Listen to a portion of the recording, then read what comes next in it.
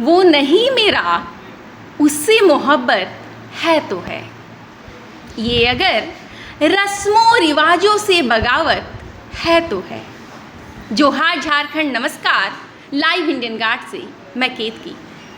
जब सपना बड़ा हो तो यकीन कर पाना मुश्किल होता है कि उसे सच कर लिया जाएगा, लेकिन अगर दिल में जुनून हो और आत्मलगन के साथ, ईमानदारी के साथ उस सपने के पीछे लगा जाए तो सपने को सच में, हकीकत में बदला जा सकता है। लेकिन मोहब्बत चाहिए, सपने को लेकर जुनून चाहिए, और इसी जुनून में कुछ सहयोगी भी चाहिए होते हैं। बात यूपीएससी, जेपीएससी, बीपीएससी इन परीक्षाओं की कर रही हूँ। सफ़र लंबा होता है और साथ देने वाला व्यक्ति अगर अच्छा हो तो सफ़र में आसानी हो जाती है। इस वक्त मैं मौजूद हूँ धनबाद के रामाकृष्णा आईएएस अकेडमी में। हमारे साथ डायरेक्टर सर हैं विभात कुमार सांडिल्य सर, और रामाकृष्णा आईएएस अकेडमी ने बड़े ही कम समय में झारखंड में अपनी पहचान बना ली है। 2 सेंटर्स हैं, और इस बार जो जेपीएससी के रिजल्ट्स आए हैं, उस जेपीएससी के रिजल्ट में यहाँ के 26 कैंडिडेट्स ऐसे हैं जिन्होंने अपना परचम लहराया है। आइए बात करती हूँ और जानती हूँ इस सेंटर से क्या चीज़ें हैं जो आपको मिल सकती है और आप भी अपने सपने को सच कर सकते हैं। नमस्कार सर। बहुत बहुत धन्यवाद केतकी मैडम। सर कैसे हैं आप? बहुत बढ़िया। आप लोगों के सहयोग से जो आप लोग यहाँ पर आए तो और उत्साह वर्धन हुआ है कि आप लोग कवर करने के लिए आए हैं रामाकृष्णा जी। सर, जो जेपीएससी का रिजल्ट आया इस बार, और काफ़ी बच्चों ने अच्छा अचीव किया है, रैंक्स अच्छे आए हैं उनके, और उसके बाद आज रैंकर्स मीट का आयोजन कैसे देखते हैं? पहले तो आज के कार्यक्रम के बारे में। अभी एक्चुअली हज़ारीबाग में द ग्रांड सक्सेस मीट हुआ था पैराडाइज रिसोर्ट में जी। तो वहाँ पर सक्सेस मीट के बाद बहुत सारे ऐसे पेरेंट्स आए जो वहीं पर जो उस मीटिंग को, जो उस ग्रैंड सक्सेस मीट को अटेंड कर रहे थे। तो उनका कि सर आपको बहुत बहुत धन्यवाद, आपने बहुत मेहनत किया। बहुत लोग जब चर्चाएं करते हैं तो उत्साहवर्धन होता है। बिल्कुल। और झारखंड के बच्चों को जो कमी है, जैसे कि मैं हज़ारीबाग में काम कर रहा हूँ, लेकिन जब धनबाद में आया तो धनबाद मेरे लिए एक नया शहर है, तो यहाँ भी उस तरह का कार्यक्रम हो, ये मेरी चाहत थी। तो उसी क्रम में यहाँ पर रैंकर्स मीट हुआ कि धनबाद के लोग भी जानें कि आपके धनबाद में अब यूपीएससी, जेपीएससी, बीपीएससी के प्रिपरेशन के लिए एक संस्था है जो सब्जेक्ट स्पेशलिस्ट फैकल्टी पे काम करती है।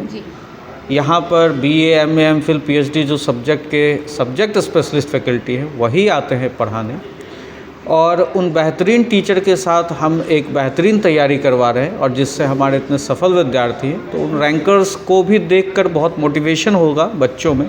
तो यही प्रेरणा से मैं उन बच्चों को यहाँ पर भी लेकर आया था। उसमें कुछ धनबाद के भी बच्चे हैं जो यहीं धैया के जगह के हैं। वहाँ के राहुल प्रकाश हैं जिन्होंने 29th रैंक लाया है, वो भी हमारे संस्थान से जुड़े थे। तो यही मोटिव था मेरा ये रैंकर्स मीट करवाने का। सर, आप क्योंकि यूपीएससी प्रिपरेशन की जर्नी से बहुत पहले से जुड़े हुए हैं, इससे पहले भी, और इकोनॉमिक्स के फील्ड में आपका बहुत नाम भी है, ऐसे में रामाकृष्णा आईएएस अकेडमी जो है, क्योंकि ये अब आपके बच्चे की तरह है जिसे आप नर्चर कर रहे हैं, इतने कम दिनों में इतना अच्छा रिजल्ट कैसे ये हो पा रहा है?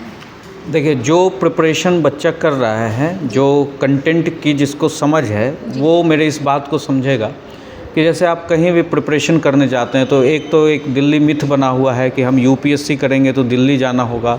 अभी आप देखिएगा कि दिल्ली को ना डीकंजेशन करने की तैयारी चल रही है। दिल्ली को डीकंजेशन किया जा रहा है, वहाँ से कोचिंग इंस्टीट्यूट को हटाए जा रहे हैं क्योंकि वो एक सही इन्वायरमेंट नहीं था वहाँ बच्चों के लिए।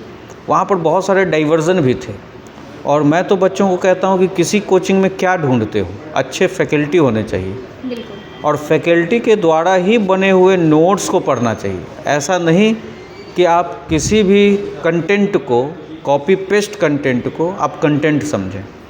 फैकल्टी जो आपको कट टू कट गाइडेंस देता है वो नोट्स के रूप में होना चाहिए, वही नोट्स प्रोवाइड कराना चाहिए संस्थान को। उसके बाद बच्चों को रिवीजन की सुविधा होनी चाहिए। तो हम लोगों ने उसी के हिसाब से अच्छे फैकल्टी लाए, अच्छे नोट्स बच्चों को देते हैं। रिवीजन के लिए मोबाइल एप्लीकेशन बना दिया है। मोबाइल एप्लीकेशन को आप अनलिमिटेड टाइम्स यूज़ कर सकते हैं, जितनी बार देखो क्लास के वीडियो आप रिवाइज़ कर सकते हो। उसी के साथ यहाँ पर हम लोग round the year test series चलाते हैं, जिससे बच्चों का इवैल्यूएशन होता है, वो अपनी कमी को समझ पाते हैं। ये पूरे भारत में यूनिक टेस्ट सीरीज़ है। आप भी पढ़ने पढ़ाने से संबंधित रहे होंगे। भारत में ऐसे किसी भी संस्थान का नाम बताइए जहाँ पर हर सैटरडे संडे को टेस्ट होता हो, आपको नहीं मिलेगा। ये रामाकृष्णा का यूनिक फीचर है, जिसको मैंने अपने तैयारी के दौरान महसूस किया कि अगर मैं आज आपके सामने बैठा हूँ, ये तो संजोग की बात है कि मेरा आईपीएस में आईएएस में नहीं हुआ, तो क्यों नहीं हुआ उसके पीछे के सारे रीज़न मुझे पता है, क्योंकि मुझे टेस्ट सीरीज़ नहीं मिला। हमारे समय में संस्थान बहुत ऊंची फ़ीस लेता था और टेस्ट सीरीज़ का तो कंसेप्ट ही नहीं था, जहां आप अपनी कमियों को दूर कर सकते हैं और सुधार कर सकते हैं। मैं यहाँ सैटरडे संडे को टेस्ट सीरीज़ लेता हूँ, एक शेड्यूल देता हूँ कि इस शेड्यूल का एग्ज़ाम होगा, उसमें मैं 100 क्वेश्चन प्रीलिम्स का भी पूछता हूँ और 4 क्वेश्चन संडे को मेंस का भी पूछता हूँ। फिर टॉपर्स के कॉपी उसमें शेयर किए जाते हैं, उसमें मॉडल आंसर शेयर किए जाते हैं और गूगल मीट पर उस टेस्ट के आफ्टर टेस्ट डिस्कशन भी होता है। तो बच्चों को अपनी कमी समझने का मौका मिलता है कि मेरे में कमी कहाँ थी। टॉपर्स के नोट से भी वो कंटेंट को चुराकर अपना कंटेंट में ऐड ऑन कर लेते हैं। और टेस्ट सीरीज़ में ऑल इंडिया लोग पार्टिसिपेट कर रहे हैं, कोई इंजीनियर है, कोई डॉक्टर है, कोई बेंगलोर में है, कोई दिल्ली में है। तो आप धनबाद हज़ारीबाग कहीं भी रहते हुए आपका जो कंटेंट है, कंपटीटर है, वो सब को आप देख पाओगे और अपने कंटेंट को यहीं रहकर आप इम्प्रूव कर सकते हो। तो कोचिंग दिल्ली या बम्बई देखकर नहीं, कोचिंग फैकल्टी को देखकर, वहाँ के और फैसिलिटी जैसे प्रिंटेड नोट्स, जैसे रिवीजन के लिए क्या सुविधा है और टेस्ट सीरीज, ये 4 पैरामीटर्स पर विद्यार्थियों को अपना कोचिंग ढूंढना चाहिए। और मैं तो कह रहा हूँ, मैं कोचिंग चला रहा हूँ इसलिए नहीं कि आप कोचिंग में एडमिशन लो, मेरे कोचिंग में लो। मेरा ये भी कहना है कोचिंग की ज़रूरत भी नहीं है। अगर बच्चा सेल्फ स्टडी कर रहा है, उसको कोई सीनियर गाइड कर रहा है, गाइडेंस की उसको ज़रूरत है। अगर कोई विभाग सर के पास आता भी है, मैं ये नहीं फोर्स करता कि आप कोचिंग में एडमिशन, मैं कहता हूँ मैं गाइडेंस दे के भेज रहा हूँ। अगर उस गाइडेंस में कोई कमी हो तो मेरे से मदद ले लो। मैं फोर्स नहीं करता हूँ कि आप मेरे से पढ़ोगे तभी आपका होगा, ऐसा नहीं है। आपको गाइडेंस अप्रोप्रिएट मिलना चाहिए। सर, युवा सुन रहे हैं आपको जो आगामी परीक्षाओं की तैयारी कर रहे हैं। डिसिप्लिन और मोटिवेशन 2 चीज़ें होती हैं। कौन सी चीज़ जो है बहुत ज़्यादा वाइटल है, जिसके बिना ये जर्नी जो है कंप्लीट नहीं हो सकती? क्योंकि आजकल सोशल मीडिया पे ऐसे वीडियोस बहुत हैं कि मोटिवेशन कम हो जाता है, आपको डिसिप्लिन के साथ जाना है। आपको क्या लगता है इन दोनों के बीच का क्या सॉल्यूशन? इसमें सिर्फ डिसिप्लिन सॉल्यूशन। डिसिप्लिन, मोटिवेशन तो आजकल देखते होंगे, आज सोशल मीडिया रील्स का ज़माना है और बहुत सारे ऐसे रील्स मिलेंगे, वो आपको किक देंगे 10 मिनट 15 मिनट। या मेरा भी कोई वीडियो देख रहा होगा, हो सकता है कुछ इसमें भी मोटिवेशन ढूंढ ले और उसको लगे कि जेपीएससी यूपीएससी की प्रिपरेशन करनी है। लेकिन असली प्रेरणा ये नहीं होती है। अगर आप किसी चीज़ को चाहते हैं तो आपको ड्रीम होना चाहिए उसके लिए, और वो ड्रीम बहुत सारे इंस्पिरेशंस से मिलकर बनता है। आपका उसमें इन्वायरमेंट होता है, आपके माँ बाप का बैकग्राउंड होता है, आपके दोस्त होते हैं, सोशल इन्वायरमेंट होता है। वो आपको प्रेरित करता है कि आपको बनना क्या है। जब वो चीज़ आपको डिसाइड हो जाता है, जैसे आप मुझसे सवाल पूछ रहे हैं, आप रिपोर्टर हैं, माइक पकड़े हुए हैं, आपको आपका इन्वायरमेंट इसके लिए इंस्पायर किया है। आपके सोशल इन्वायरमेंट जो है उसने आपको ये कहा कि आप ये बेहतर, ज़रूर आपको किसी ने कहा होगा। जैसे आपने जब शुरुआत किया तो आप जितनी अच्छी बातें बोल रहे थे, तो मैंने कहा कि वाह कितना अच्छे भाषा का प्रयोग आप कर रहे हैं। तो ये सबके बस की बात नहीं, ज़रूर आपको किसी ने अप्रिशिएट किया होगा कि आप अच्छा बोलते हो, तभी आपने ये माइक हाथ में पकड़ा है। उसी तरह आपका सोशल इन्वायरमेंट, आपके माँ बाप, ये इंस्पायर करते हैं आपके ड्रीम को। और जब ड्रीम बन जाता है तो आपको गाइडेंस चाहिए। जैसा मैंने कहा कि आप फैकल्टी और बढ़िया प्रिंटेड नोट्स, ये सब का आप गाइडेंस में आप समझ सकते हो रोल, टेस्ट सीरीज वगैरह का। उसके बाद आपका प्रयास, एफ़र्ट, और एफ़र्ट के लिए जो ज़रूरी चीज़ है वो है डिसिप्लिन। अगर आप एफ़र्ट कर रहे हो, आज दिन रात पढ़ते हो और 2 दिन सो जाते हो, 2 दिन आप पढ़ाई नहीं करते हो और आप फिर मोटिवेट हो रहे हो रील्स देख के, तो ये काम नहीं करेगा। आपको एफ़र्ट लगाना होगा विथ डिसिप्लिन। और डिसिप्लिन में आप देखते होंगे आज डाइवर्जन कितना है, सोशल मीडिया है, लोग इधर उधर डाइवर्ट हो जाते हैं। तो आपको डिसिप्लिन भी आपका तभी मेंटेन रहेगा जब आप डाइवर्जन से दूर रहोगे। तो आपको फोकस करना पड़ेगा कि कौन सी चीज़ पे मुझे फोकस करना है और कौन सी चीज़ पे मुझे फोकस नहीं करना है। लिस्ट बनाइए, कौन मुझे फोकस करवा रहा है, कौन मुझे फोकस नहीं करवा रहा है। जो नहीं करवा रहा है उसको निकाल कर बाहर फेंकिए अपने ज़िंदगी से, चाहे वो सोशल मीडिया हो, चाहे वो आपके दोस्त हों, चाहे वो आपके रिलेटिव्स हो, चाहे वो आपका नेटफ्लिक्स देखने का आदत हो, कोई भी ऐसी चीज़ हो जो आपको डाइवर्जन दे रही है, डाइवर्ट कर रही है, आपके डिसिप्लिन में बाधा बन रही है, उसको निकाल कर फेंकिए। डिसिप्लिन डिसिप्लिन डिसिप्लिन ज़रूरी है आपके एफ़र्ट वाले पार्ट को पकड़ने के लिए, साधने के लिए। तो मेरा यही कहना है, ड्रीम होना चाहिए। गाइडेंस आप सीनियर से, कोचिंग से ले सकते हो। एफ़र्ट के लिए आपको डिसिप्लिन से लगना होगा, कंसिस्टेंसी के साथ काम करना होगा, तभी आपको सफलता मिलेगी। 2-3 दिन पहले की खबर है, बीपीएससी की तैयारी कर रही एक छात्रा ने सुसाइड कर लिया पटना में। उसके शब्द हैं, माँ अब बर्दाश्त नहीं हो रहा। इस मोमेंट तक पहुंच जाते हैं बहुत सारे अभ्यर्थी जो होते हैं, सफ़र लंबा होता है।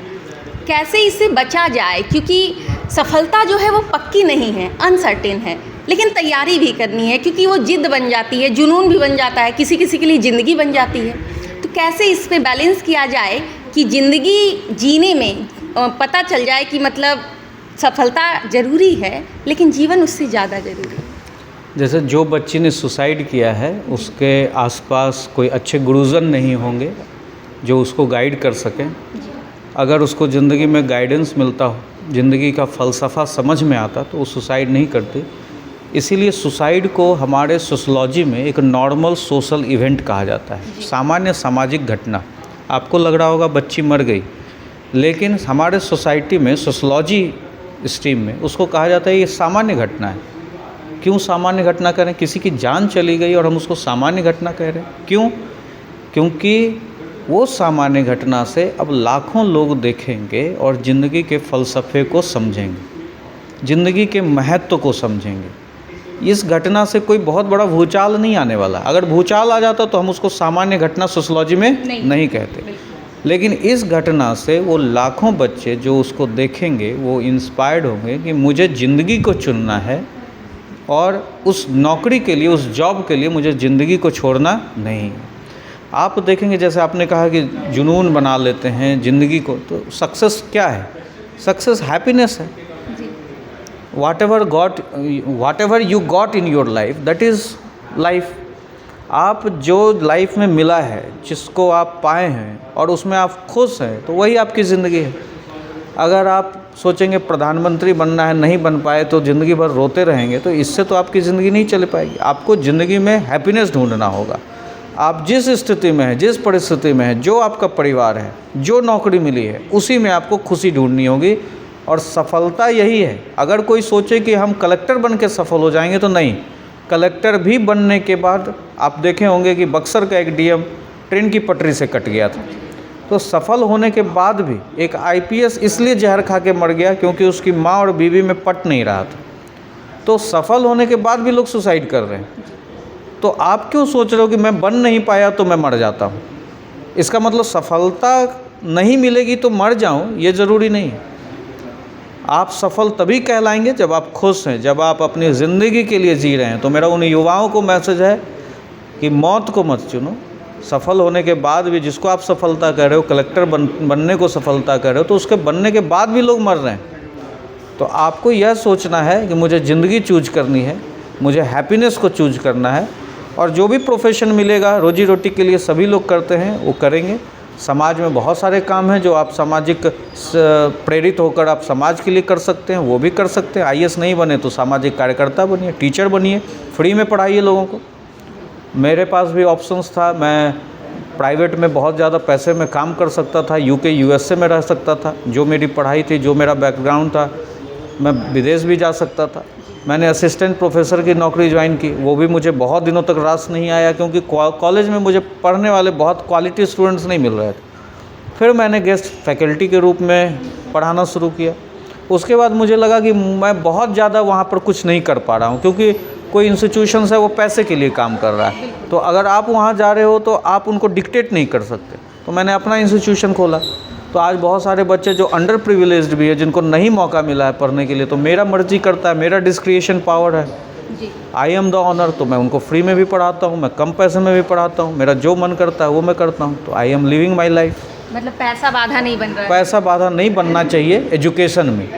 ये तो गवर्नमेंट को भी सोचना चाहिए कि आज जो 18% टैक्स चल रहा है एजुकेशन पर, वो भी नहीं होना चाहिए। वो हम लोगों को भी प्रमोट करे, तब भी हम लोग भी शिक्षा को और आगे बढ़ाएंगे।